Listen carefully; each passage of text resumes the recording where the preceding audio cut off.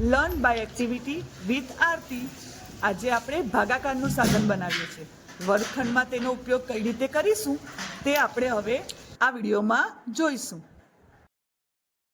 ચાલો આજે આપણે ધોરણ 2 માં ભાગાકાર શીખવાના છે.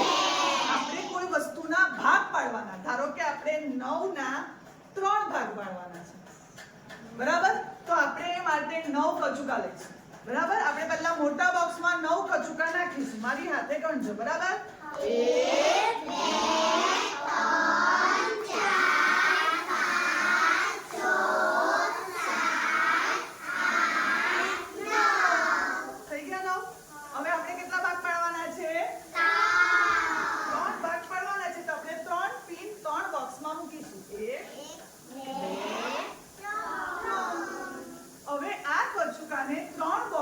વહેંચવાના.